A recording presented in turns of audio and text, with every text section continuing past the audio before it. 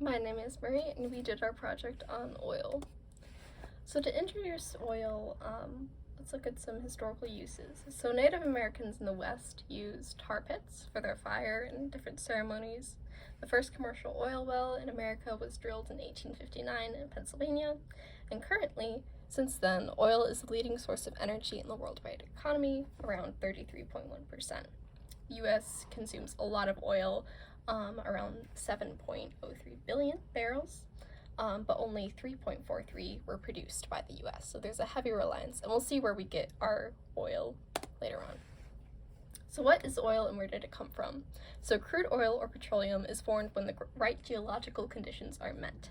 So first, there must have been a shallow sea with large quantities of aquatic organisms that died and sank to the bottom. Then they must have been covered in layers of sedimentary rock and been subjected to heat and pressure.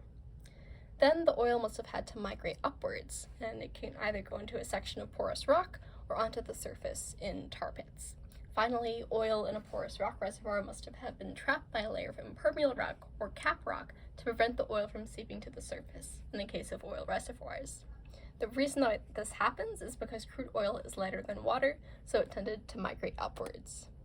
So where's oil found? It first can be found in tar sands, and in Canada, they account for 10% of global proved oil reserves. They're found in lower soil layers of boreal forests, but 2 tons of tar sand is needed for a single barrel. Next, in oil reserves, so there's around 50% of our global oil reserves in 5 Middle Eastern countries. Venezuela has 18%, and US has 2%. The third and final place where oil can be found is hydraulic fracturing. This is a mechanical method when rocks aren't porous enough to allow enough oil to flow. So this uses high pressure caustic fluids that fracture rock layers, and sand in that fluid holds the fractures open. It is used in North Dakota currently. So how is oil produced?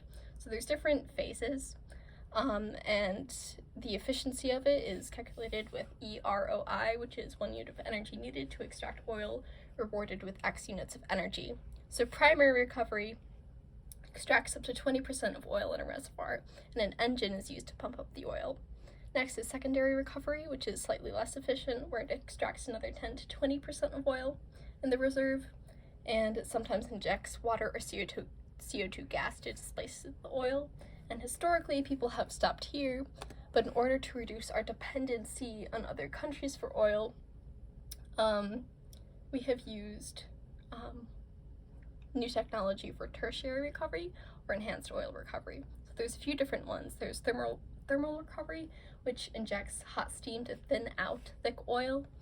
And next is the EOR gas injection. This is the most common because it's the most cost effective, where they use CO2 taken from industrial processes or other natural gases to push oil into a wellbore. And it also may dissolve and lower the viscosity of oil.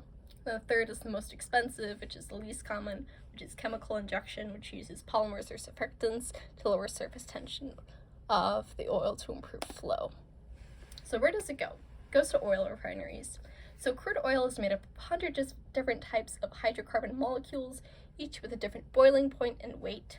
So in order to separate them out, cracking columns are used to distill and heat the oil. So the lighter hydrocarbons are used for jet fuel and gasoline, and heavier hydrocarbons are used for asphalt and lubrication.